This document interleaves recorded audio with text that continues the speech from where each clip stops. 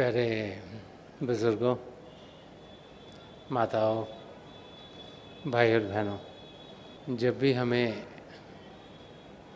महापुरुषों के लफ्ज़ों को समझने के मौके मिलते हैं तो फिर ज़िंदगी क्या है, उसे हम कैसे जिएं, ज़िंदगी में क्या ज़रूरी है, वो सब हमारे सामने खुलना शुरू हो जाता है। हम इंसान हैं, इंसान होने के नाते वो चीज़ें करते हैं जो आसपास अपने हम देखते हैं। छोटी सी उम्र से ही जिस कल्चर्स में हम पैदा होते हैं उनकी जानकारी पाना शुरू कर देते हैं और फिर समय के साथ साथ जो ज्ञान हम अपने फैमिली के बारे में, अपने सिटी के बारे में, अपनी कंट्री के बारे में पाते हैं, उसके साथ साथ हमारी ज़िंदगी भी वैसी बननी शुरू हो जाती है जैसी औरों की हो। हम सबकी यही कोशिश होती है कि हम जहाँ भी रह रहे हैं उस जगह को जानकर, उसके रिश्ते नाते समझकर अपनी ज़िंदगी भी वैसे ही बनाएं। और फिर जब हम अपनी ज़िंदगी को जी रहे होते हैं तो कुछ ना कुछ कमियां हमें अपनी ज़िंदगी में दिखनी शुरू हो जाती हैं। हर एक इंसान की यही कोशिश होती है कि वो खुश रहे, उसकी ज़िंदगी शांति से गुजरे, चीज़ें सब आराम से हों, लेकिन उसके बावजूद हमें गुस्सा आ जाता है, हमें लगाव हो जाता है, हम ज़िंदगी ऐसी जीना शुरू कर देते हैं जिसमें कि काम, क्रोध, लोभ, मोह, अहंकार हम पर हावी हो जाते हैं। हम सब जानते हैं कि हमें अपने आप को सद्गुणों से भरना चाहिए, क्योंकि हर एक धर्म ग्रंथ हमें बार बार यही समझाता है कि love thy neighbour as thyself, के जो आपके साथ रहता है उसको भी ऐसे प्रेम करो जैसे अपने आप को करते हो। वो सुनते हैं लेकिन अमल नहीं कर पाते, क्योंकि जो हमारी ईगो है, जो हमें है, वो एक बहुत बड़ा बाधा हमारी ज़िंदगी में ला देती है। तो इंसान जिए तो जिए कैसे? एग्जाम्पल्स अगर हमारे सामने हमें मिलें तो फिर हम अपनी ज़िंदगी उस किस्म की बनाएं। और जब हम संत महापुरुषों की ज़िंदगी को ध्यान से देखते हैं तो हम देखते हैं कि उनकी ज़िंदगी एक ही बुनियाद पर बनी होती है।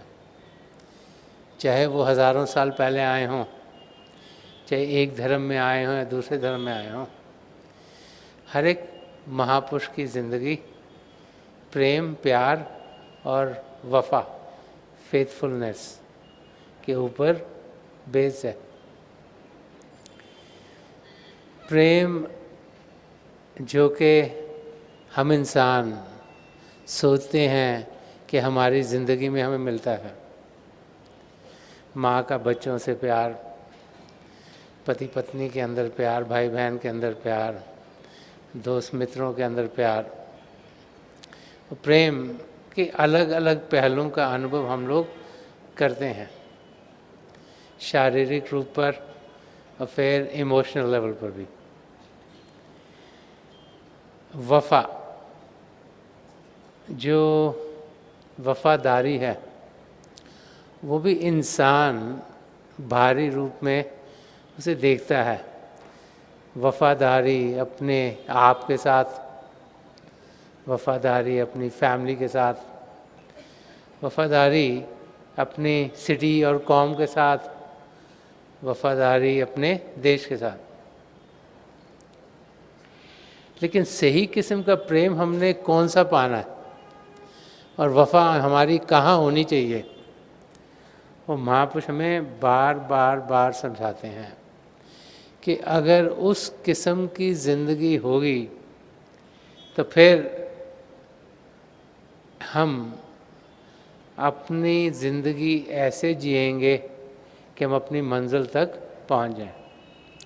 संत दर्शन सिंह जी महाराज ने बहुत कुछ रूहानियत के बारे में, इंसान की ज़िंदगी कैसी होनी चाहिए, एक सच्चे इंसान की ज़िंदगी कैसी होनी चाहिए, इसके बारे में बहुत कुछ लिखा है। वो एक जगह फरमाते हैं कि वफ़ा से बढ़ के दुनिया में कोई शय हो नहीं सकती, कि वफ़ा से बढ़ के दुनिया में कोई शय हो नहीं सकती, मगर ये जिन्स दुनिया में कहीं पाई नहीं जाती। अब फेथफुलनेस तो हम सोचते हैं वफ़ा हम अपने साथ, मित्रों के साथ ऐसे करते हैं, परिवार में करते हैं, लेकिन संत दर्शन सिंह जी महाराज फरमा रहे हैं कि मगर ये जिन्स दुनिया में कहीं पाई नहीं जाती। वो तो किस वफ़ा की बात कर रहे हैं? पिता परमेश्वर से वफ़ा, पिता परमेश्वर के अंदर फेथ होना, पिता परमेश्वर को जानना, तो कैसे होगा जबकि समझ सही होगी।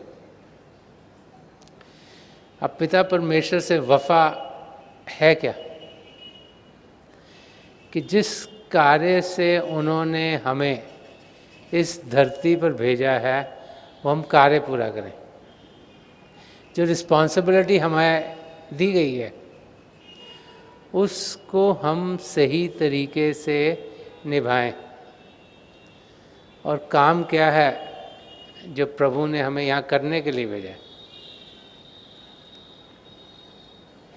कि हम अपने आप को सही रूप में देखें, सही रूप में जानें और फिर आत्मा का मिलाप परमात्मा में करें। ये कार्य हम सबके लिए एक ही है, ये नहीं कि इनके लिए अलग है, उनके लिए अलग है, उनके लिए अलग है। हर एक इंसान जब इस धरती पर भेजा जाता है, जब इंसानी चोले में हम आते हैं, तो हम सबका मकसद एक ही है। वो भाई बहन जो अपने मकसद को पा गए, उन्होंने उस वफ़ा को निभाया। संत दर्शन सिंह जी महाराज फरमा रहे हैं कि मगर ये जिन्स दुनिया में कहीं पाई नहीं जाती। कि हम में से बहुत कम होते हैं जो कि उस स्टेट को पाते हैं। हम सब पा सकते हैं, लेकिन बहुत कम जिनका ध्यान अपनी मंजिल की ओर हो, जो रास्ता पा चुके हों अपनी मंजिल तक पहुंचने का, और जो पिता परमेश्वर की दया से तेज़ी से अपनी मंजिल की ओर कदम बढ़ा रहे हों। जब हम हिस्ट्री की ओर देखते हैं तो कई वाक़े हमें संत महापुरुषों के, उनके डिसाइपल्स की ज़िंदगी के मिलते हैं जो दर्शाते हैं कि इंसान की ज़िंदगी कैसी होनी चाहिए। एक साईं भीख जी हुआ करते थे, उनके बहुत से शिष्य थे। एक शिष्य को उनसे बहुत प्रेम था। वो कहते कि वो दिल्ली की सड़कों पर हर समय या भीख या भीख या भीख या भीख करता रहता था।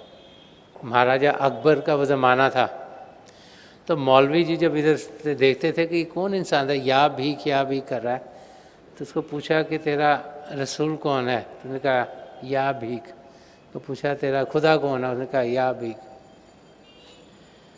तो कहा कि इसका तो दिमाग सही नहीं है, ये अल्लाह को याद नहीं कर रहा, या भीख करी जा रहा है।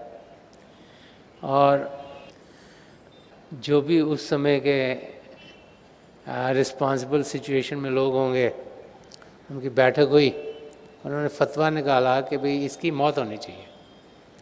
उस समय ऐसे था कि जब तक राजा की मोहर ना लगे तो फतवा एक्ट नहीं कर पाता था। तो राजा के पास जब फतवा पहुंचा तो राजा अकबर ने उसे बुलाया और पूछा कि तुम्हारा मालिक कौन है। उसने कहा या भीख। तो पूछा तुम्हारा अल्लाह कौन है। कहा या भीख। तो महाराजा अकबर बहुत सुलझे हुए थे। तो उनको लगा कि इसका ध्यान अपने गुरु में है। उन्होंने कहा कि एक मेरा काम करवा दो। कहा कि बारिश बहुत दिनों से हमारे देश में हो नहीं रही, तो आप अपने गुरु से कहो कि बारिश करवा दें।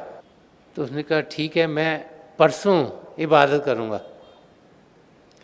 तो राजा ने अपने लोगों को कहा कि इसको छोड़ दो। तो उन्होंने राजा को सलाह दी इसको छोड़ देंगे तो इसको पकड़ेंगे कैसे, तो चला जाएगा कहीं पर। तो राजा ने कहा नहीं नहीं, तुम इसको छोड़ दो। जैसे ही वाक़या सुनाया जाता है, वो इबादत में बैठा, उसको अपने गुरु के दर्शन हुए, उसने बारिश की मांग की और बारिश होनी शुरू हो गई। जब बारिश हुई तो महाराजा अकबर ने उसको बुलवाया। जब उनके सामने आया तो उससे कहा कि मुझे बड़ी खुशी है कि तुमने अपने गुरु से कह के बारिश करवा दी। मैं चाहता हूँ कि तुम अपने लिए कुछ मांगो। तो उन्होंने कहा कि मुझे कुछ नहीं चाहिए, मुझे तो खाली अपने गुरु का साथ चाहिए। तो राजा ने कहा ये तो मैं साथ नहीं दे रहा, तो तुम खुद ही ढूंढोगे उनका साथ। लेकिन उसने 21 गांवों के कागज़ पत्र तो उसे दिए कि तुम अपने गुरु को मेरी तरफ से दे देना। तो लिया वो भीख साहब के पास गया।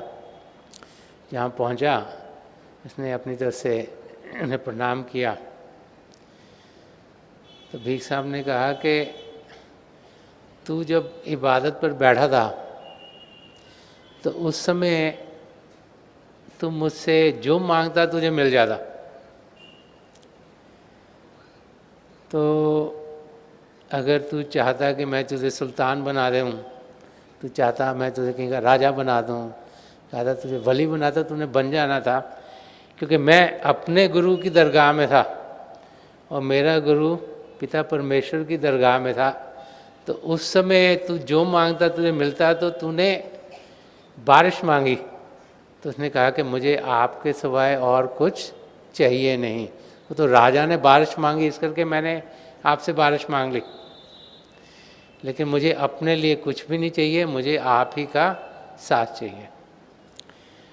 तो इस किस्म की ज़िंदगी जहाँ कि पूरा विश्वास अपने सद्गुरु में हो, उसके ज़रिए हम अपनी मंजिल तक पहुँच पाते हैं। तो सही समझ क्या है कि हम एक आत्मा है, वो आत्मा जो प्रभु का अंश है। हम शरीर नहीं, हम मन नहीं, हम बुद्धि नहीं। सही मायनों में हम एक आत्मा है। उस आत्मा का अनुभव किया जा सकता है। शरीर का अनुभव तो हम रोज़ करते हैं, दिमाग का भी अनुभव करते हैं, मेंटल कैपेबिलिटीज़ भी रोज़ हमारी इस्तेमाल होती हैं कहीं ना कहीं।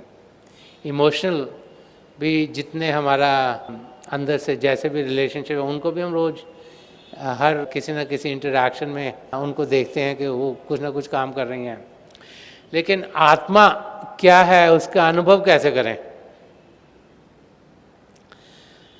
अपने आप अगर कर पाते तो फिर हज़ारों लाखों लोग अपनी मंजिल की ओर बढ़ते। लेकिन अपने आप को हम कर क्यों नहीं पाते? क्योंकि मन हम पर हावी है। मन ने हमारी आत्मा का शिकार कर लिया। आत्मा जिसका भारी रूप ध्यान है, वो मन के काबू में अपनी जिंदगी जी रही है और उसका ध्यान जहाँ मन लेके जाता है उस तरफ ही लगा हुआ है। तो करोड़ों लोग इस धरती पर आते हैं और मन के दायरे में जीते जीते ये मौका गुजारते हैं और फिर से 84 लाख जिया जून में भटकना शुरू हो जाते हैं, क्योंकि सब ऐसे ही करते हैं, बाकी सोचते हैं यही तरीका राइट है। जब किसी को समझाया जाए कि असलियत शरीर में नहीं, मन में नहीं, इमोशंस में नहीं, बुद्धि में नहीं, असलियत आत्मा में है, तो उसकी जानकारी कैसे हम पाएं, ये हमारी समझ में नहीं आता। हिस्से में जब देखते हैं तो महापुरुषों के जरिए ही आत्मिक जानकारी पाई जाती थी। उस समय थोड़े से शिष्य किसी संत महापुरुष के होते थे और उनके ज़रिए ही, उनकी तवज्जो से ही शिष्य इस रास्ते पर चलना शुरू हो जाता था। अभी हजूर बाबा सावन सिंह जी महाराज की ज़िंदगी अगर देखें, और उनसे पहले बाबा जयमल सिंह जी महाराज की ज़िंदगी देखें, जो उन समय पे आए, शायद हम में से कोई जीवित होंगे, तो हम देखें कि उन्होंने कितनी खोज की सही रास्ता पाने की। कितनी जगह वो गए होंगे, कभी एक गुरु के पास, कभी दूसरे के पास, कभी तीसरे के पास, कभी चौथे के पास, कभी ये रास्ता इख्तियार किया, कभी वो किया, कभी ये ढूंढा, कभी वो ढूंढा, और फिर कहीं जाकर वो ऐसे सदगुरु के चरण कमलों में पहुँचे जहाँ से उन्हें पांचों नामों का जाप मिला, जिनके ज़रिए अपनी मंजिल की और बढ़ पाए। तो खोज करना और खोज करके उसको पाना और फिर उसको अपनी ज़िंदगी में ढालना, यही तरीका रहा है असलियत को जानने का। जब तक अपने अंदर प्रभु की ज्योत और प्रभु की श्रुति का अनुभव ना हो, तब तक असलियत क्या है वो फिर लिखी लिखाई चीज़ रह जाती है, सुनी सुनाई बात रह जाती है। अगर हम अपने आप को सही रूप में देख नहीं पाएंगे और सुनते रहेंगे कि हम इस किस्म के हैं, तो हम क्या हैं वो हमारी समझ में कभी भी नहीं आएगा। लेकिन अपने आप को जैसे उस रूप में पाएंगे तो खुद ब खुद हम कौन है वो हमारे सामने खुलना शुरू हो जाएगा। तो महापुरुष जब भी इस धरती पर आते हैं वो हमें यही समझाते हैं कि हम खुद अभ्यास के लिए बैठे। उनकी मदद हमारे साथ है, उनकी दया दृष्टि हम पर है, तभी हम बैठ भी पाते हैं। लेकिन बैठना हमने खुद है। हमारे लिए ना तो हमारे माँ बाप बैठ सकते हैं, ना भाई बहन बैठ सकते हैं, ना कोई और बैठ सकते हैं। जो एक्सपीरियंस है, जो अनुभव है, वो हमने खुद ब खुद करना है।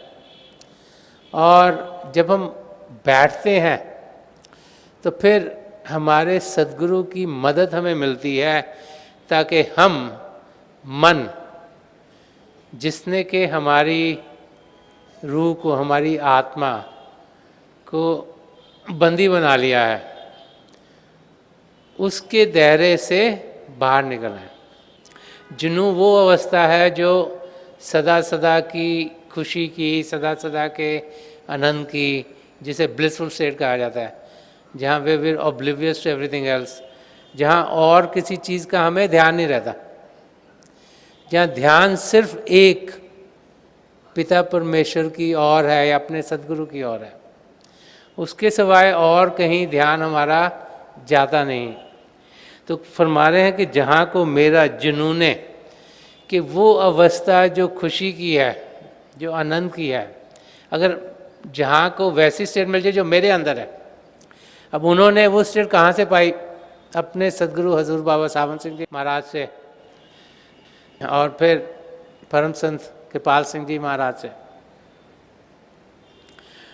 छोटी सी उम्र में ही नाम की देन मिली उन्हें, और इन दोनों महापुरुषों की देखरेख में उनकी तरक्की अपनी मंजिल की ओर होती चली गई। ऐसे महापुरुष यंग एज से ही पिता परमेश्वर की ओर होते हैं। ऐसे हम देखते हैं संत कृपाल सिंह जी महाराज जब 4 साल के थे तो उन्होंने अपने पिताजी से कहा कि मैं मीट नहीं खाऊंगा, मैं अपने शरीर को कब्रिस्तान नहीं बनाना चाहता। तो इमेजिन कर सकते 4 साल के बच्चे को इतनी समझ आना कि अगर मैं मीट खाऊंगा तो मैं अपने शरीर को कब्रिस्तान बना रहा हूँ। तो उनका ध्यान असलियत की ओर शुरू से था। उनकी खोज उन्हें हजूर बाबा सावन सिंह जी महाराज के चरणों तक ले गई। छोटी सी उम्र से संत दर्शन सिंह जी महाराज का ध्यान उस रास्ते पर पड़ा जिस पर उनके पिताजी संत कृपाल सिंह जी महाराज चलते थे। इसीलिए उन्होंने हजूर को कहा कि मुझे वो नाम चाहिए जो कि मुझे वो रास्ता दिखा दे जिस पर मेरे पिताजी चल रहे हैं। तो शुरू से ही इस किस्म की लगन जब हमारे अंदर होती है तो फिर हम अपनी मंजिल तक ज़रूर पहुंचते हैं। तो इस किस्म का जुनून की अवस्था जो खुशी की हो, जनन की हो, कह रहे जहाँ को मेरा जुनून खिरत शिकार मिले, वो अवस्था कैसे मिलेगी? जबकि हमारी बुद्धि है जो खिरत है, जब वो काबू में आएगी। वर्ड जो शिकार यूज़ कर रहा है बड़ा इंटरेस्टिंग है इधर। अब जैसे लायन है, शेर है, वो उसको जंगल का राजा कहा जाता है क्योंकि बाकी सब जानवरों को वो शिकार करता है। शिकार करने का मतलब कि उनको काबू में करता है, उनको निर्बल करता है। तो यहाँ पर वर्ड यूज़ किया गया कि जुनूने खिरत शिकार मिले, कि जो बुद्धि है, जो इंटेलिजेंस है, जो मन के दायरे से है, जो हमें दुनिया के साथ जोड़ी रखती है, जिसका काम ही यही है कि हम दुनिया के साथ जुड़े रहें, जो तरह तरह की इच्छाएं हमारे अंदर डालती है, जो तरह तरह की डायरेक्शन में हमें खींचती रहती है ताकि हम अपनी मंजिल तक ना पहुंच सकें, वो जो हमें डिस्ट्रैक्ट करती है कि बुद्धि इंटेलिजेंस हमें दुनिया की ओर खींचती है। और जैसे संत कृपाल सिंह जी महाराज ने फरमाया कि जो भी कदम हमें प्रभु से दूर लेके जाता है वो खराब ही खराब है। दुनिया जो माया की दुनिया है, जब इसकी और हम और बढ़ते हैं और बढ़ते हैं और बढ़ते हैं, हम अपनी मंजिल से दूर चले जा रहे हैं। तो यहाँ पर संत दर्शन सिंह जी महाराज फरमा रहे हैं कि वो बुद्धि, वो खिरद, उसका शिकार कौन करेगा, कैसे होगा? जबकि हमें ताकत मिलेगी तभी हम उसका शिकार कर पाएंगे। अभी तो जो हमारी आत्मा है उसका शिकार बुद्धि ने करा हुआ है। तो आत्मा के अंदर ताकत आनी ज़रूरी है ताकि वो बुद्धि का शिकार कर सके। तो ताकत आएगी कहाँ से? जब हमें नाम की देन मिलती है। नाम की देन पर क्या होता है कि हमारे गुरु की तवज्जो हमें मिलती है, उनकी कमाई का कुछ हिस्सा मिलता है, उनकी स्ट्रेंथ हमें मिलती है। सिमरन के ज़रिए वो मन को शांत करने की विधि बताते हैं ताकि मन काबू में आए, उसका शिकार हो। और जब उसका शिकार होगा तो फिर मन निर्बल होना शुरू हो जाएगा और फिर आत्मा अपने आप को सही रूप में जानना शुरू हो जाएगी और फिर हमारे कदम आत्मा की अंदर के मंडलों में रसाई होने के लिए बढ़ने शुरू हो जाएंगे।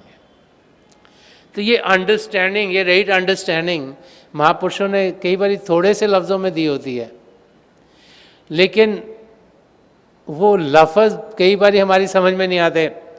अब बहुत सी बारी समझ में आ भी जाएं तो हम उन पर अमल नहीं करते क्योंकि फिर से मन हम पर हावी हो जाता है। तो महापुरुष जब भी इस धरती पर आए हैं बार बार वो हमें यही समझाते चले आए हैं कि हम अपनी मंजिल की ओर बढ़ सकते हैं। पिता परमेश्वर हम सब के भीतर हैं, हमसे दूर नहीं। हम उन्हें देख सकते हैं, जान सकते हैं, पहचान सकते हैं। उन्हें पाने के लिए अपने सद्गुरु से प्रेम हो, पिता परमेश्वर से प्रेम हो, प्रेम के रास्ते पर हम कदम बढ़ाएं और वफा के साथ जिंदगी जिएं। बहुत कुछ संत दर्शन सिंह जी महाराज ने प्रभु को पाने के रास्ते के बारे में कहा। एक जगह वो फरमाते हैं कि है पुरखार ओ खतर वादी मोहब्बत की, कि जो रास्ता है प्यार का, जो मोहब्बत का रास्ता है, वो कांटों से और खतरों से भरा हुआ है। क्योंकि जब हम अपने सद्गुरु से प्रेम करते हैं या पिता परमेश्वर से प्रेम करते हैं और पूरे दिलो जान से प्रेम करते हैं, तो लोग सोचते हैं ये तो पागल हो गया इंसान, कि इसका ध्यान तो दुनिया की चीज़ों में है ही नहीं। और हम फिर उस अवस्था में दुनिया की कुछ हमें होश नहीं रहती। तो जो दुनिया के तौर तरीके हैं जो कि हर एक इंसान सोचता है कि हमारे अंदर होने चाहिए, उस और हमारा ध्यान रहता नहीं। क्यों? क्योंकि हमारा ध्यान फिर अपने सद्गुरु या पिता परमेश्वर में है, उनके दर्शनों में है। इसलिए हम घंटों घंटों घंटों खड़े रहते हैं अपने सद्गुरु के दर्शन करने के लिए। वो आम इंसान की समझ के दायरे से बाहर है। चाहे बारिश हो, चाहे धूप हो, चाहे सर्दी हो, चाहे गर्मी हो, चाहे स्नो पड़ रही हो, चाहे आंधी हो, चाहे तूफान हो, एक सच्चा शिष्य अपने सद्गुरु के दर्शनों के लिए अपने आप को उस अवस्था में रखेगा। एक सच्चे शिष्य के अंदर इतनी लगन होनी चाहिए कि वो अपने सद्गुरु के दर्शन, पिता परमेश्वर के दर्शन करने के लिए हर समय तैयार रहे। और यही यहाँ बता रहे हैं कि वो जो रास्ता है, जो प्रेम का रास्ता है, वो हमारे अंदर उनके लिए प्रेम होगा तभी हम खड़े रहेंगे, उनसे वफा होगी तभी फिर वफादारी करेंगे, उनसे लगन होगी तभी उनकी ओर बढ़ पाएंगे। तो संत दर्शन सिंह जी महाराज ने फरमाया कि है पुरखार, पुरखार होता है कांटे, है पुरखार ओ खतर, के कांटे और खतरों, है पुरखार ओ खतर वादी मोहब्बत की। वो कह रहे हैं जो रास्ता है प्रेम का, ये कांटों से और खतरों से भरा हुआ है। मगर आगे क्या फरमा है? मगर ऐ दिल, कह रहे हे दिल, दिल के अंदर से प्रेम, आत्मा के अंदर से प्रेम होगा कि जो रास्ता आपने अपनाना है, जो प्रेम का रास्ता है, वो कांटों से और खतरों से भरा हुआ है। तो मगर ऐ दिल रसाई होगी मंजिल तक, गुरु मेरा निगामा है। वो कह रहे मैंने ये रास्ता पकड़ लिया और बाहर की दुनिया की मुश्किलातें तो आती रहेंगी, और वो कह रहे हैं कि हम घबराए नहीं। हे दिल, हे आत्मा, हम जाने कि रसाई होगी मंजिल तक, कि आत्मा मंजिल तक ज़रूर पहुंचेगी। गुरु मेरा निगाह है, कि मेरा गुरु मेरे साथ हैं, उनकी निगाह मेरे ऊपर है, वो मेरे अंग संग हैं, उनकी दया मेर से ही मुझे नाम की देन मिली है, उनकी दया मेर से ही मेरे अंदर उनके लिए प्रेम जागा है, उनकी दया मेर से ही मैं अपनी मंजिल तक ज़रूर पहुंच पाऊंगा। तो वो स्टेट जिसमें कि हमारी लगन इतनी ज़्यादा अपने मंजिल तक पहुंचने की हो, वो लगन हमारे अंदर होनी चाहिए। यही एक सच्चे शिष्य की ज़िंदगी है। बार बार बार महापुरुषों के जब हम वाक़े पढ़ते हैं तो हमें यही समझाते हैं कि हम सब उस अवस्था को कैसे पाएं। एक जगह और जो प्रेम का रास्ता है उसके बारे में संत दर्शन सिंह जी महाराज ने फरमाया। वो कह रहे हैं ना घबरा इश्क की पुरपेच राहों से तू है दर्शन, कि ना घबरा इश्क की पुरपेच। पुरपेच का मतलब होता है जो उलझन से भरी हो। जैसे जब आप पतंग उड़ाते हो तो बड़ी बारी आपकी वो सारे गुंजल से पड़ जाते हैं, पूरा धागा उलझ से जाता है, उसको क्लीन करना बड़ा मुश्किल होता है, उसको साफ़ करना मुश्किल है। जब हमने सिर धोया तो बालों में अड़चन शुरू हो जाती है, वो निकालनी इतनी आसान नहीं होती। वो एग्जाम्पल लेके कह रहे हैं कि ना घबरा इश्क की, इश्क की पुरपेच राहों से तू है दर्शन, के जो मोहब्बत का रास्ता है, जो प्रेम का रास्ता है, इनमें बहुत से उलझने हैं। क्यों? क्योंकि दुनिया वालों ने इसको समझना नहीं, घर वालों ने इसको समझना नहीं, आसपास के लोगों ने इसको समझना नहीं। वो कह रहे हैं तुम करते क्या हो, दुनिया का तो कुछ काम करते नहीं। वो सोचते हैं कि जब दुनिया की चीज़ों से कुछ अलग कर रहे हैं तो हम कुछ कर नहीं रहे। ये वो भूल जाते हैं कि जो वो काम कर रहे हैं उसका कोई फ़ायदा नहीं, जो हम काम कर रहे हैं वही हमें अपनी मंजिल की ओर बढ़ा रहा है और ज़िंदगी के मकसद को पूरा कर रहा है। इसीलिए जो अध्यात्म का रास्ता है, इसको संत दर्शन सिंह जी महाराज ने कहा इट्स एन एफर्टलेस एफर्ट। वो भी लफ्ज़ों में समझा रहे हैं कि हम करते क्या हैं। हम एफर्ट कर रहे हैं बट वो एफर्टलेस है। हम काम कर रहे हैं, लोगों को नहीं लग रहा, बट हम काम कर रहे हैं, हम अंदर की दुनिया में बढ़ रहे हैं, किसी को पता नहीं क्या हो रहा है, लेकिन हमारा काम हो ही जा रहा है। इट्स एन एफर्टलेस एफर्ट कि भाई हमारी तरफ से जो समय निकालना है, अभ्यास में बैठना है, आंखों को बंद करना है, शरीर को शांत करना है, मन को शांत, वो सब हो रहा है। लेकिन जो सामने बैठा उसको कुछ पता नहीं लग रहा कि कुछ हो रहा है। वो सोच रहा है कि एम ही फालतू आंखें बंद करके बैठे हुए हैं, इनके कर क्या रहे हैं, टाइम वेस्ट कर रहे हैं, वो यही सोचते हैं। तो जो प्रभु को पाने का रास्ता है, जो प्रेम का रास्ता है, ये निराला है। ये ना आम इंसान की समझ के दायरे से बाहर है। तो संत दर्शन सिंह जी महाराज फरमा रहे हैं कि ना घबरा, क्योंकि क्या होता है जब बहुत से लोग हैं तुम ये क्या करे, तुम ये क्या करे, तुम सोचते शायद मैं कुछ गलती करूँगा। एनवायरनमेंट का असर होना शुरू हो जाता है इंसान के ऊपर। तो वो फरमा रहे हैं कि ना घबरा, इश्क की पुरपेच राहों से तू है दर्शन, पुकारेगी तुझे मंजिल जिनू तेरा निगावा है। वो कह रहे हैं कि हमें जो करना है एफर्टलेस एफर्ट, जो हमने ध्यान टिकाना है वो करते जाएं, करते जाएं, करते जाएं, चाहे जो मर्जी कोई भी कुछ कहे, कि हमें अपनी मंजिल बुला रही है। हमारी मंजिल कहाँ है? अंदर की दुनिया में, बाहर की दुनिया में नहीं। वो हमें पुकार रही है, बुला रही है, हमने उसकी ओर बढ़ना है। और जब हम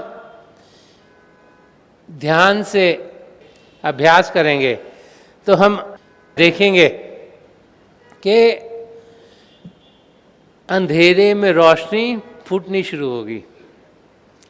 रोशनी हमें ज़रूर दिखेगी, मिलेगी, रास्ता ज़रूर मिलेगा। क्यों? क्योंकि पिता परमेश्वर चाहते हैं कि हम अपनी मंजिल तक पहुँचे। इसीलिए तो उन्होंने ये मानव चोला हमें दिया। वो चाहते हैं हम ध्यान टिकें, वो चाहते हैं हम असलियत को जाने, वो चाहते हैं हम 84 लाख जिया जो उनसे छुटकारा पाएं। लेकिन हमारे अंदर इतनी लगन होनी चाहिए कि ध्यान हर पल हर क्षण पिता परमेश्वर की ओर हो, और जितना ज़्यादा ध्यान उनकी ओर करेंगे उतना ही जल्दी हम अपनी मंजिल को पा सकेंगे।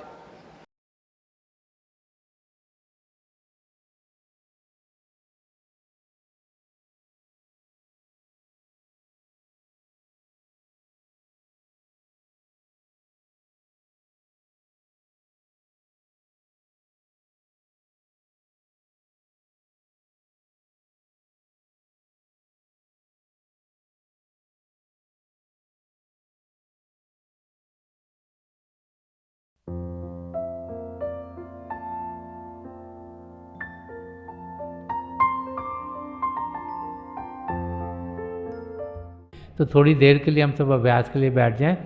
आप जहाँ भी बैठे हैं आराम से बैठिएगा, अपनी आंखें बंद कर लीजिएगा। ये जो आई बॉल्स आँखों के डरने सीधे सामने फोकस हो, जैसे हार्ट से सामने आप फोकस हो। आंखें बंद करते ही वो भाई बहन जिन्हें नाम की देन मिली आप सिमरन कीजिएगा। और जो भाई बहन यहाँ नए हैं, आप पिता परमेश्वर के किसी भी जाति नाम का जाप कीजिएगा। जाप मन ही मन करना, ऊंचा नहीं दोहराना। मेरी प्रभु के चरण कमलों में, और जो पिछली सेंचुरी के महापुरुष हैं हजूर बाबा सावन सिंह जी महाराज, परम संत कृपाल सिंह जी महाराज और दयाल प्रसन्न दर्शन सिंह जी महाराज के चरण कमलों में यही प्रार्थना है कि जो जो हम सबके लिए बेहतर हो ये महापुरुष हमें दें, हमें सबके साथ जोड़ें और हमारे भीतर प्रभु की ज्योत के हमें दर्शन करवाएं। थोड़ी देर में मैं आपको इस बैठक से उठाऊँगा और मेरी शुभकामनाएं आप सबके साथ हैं।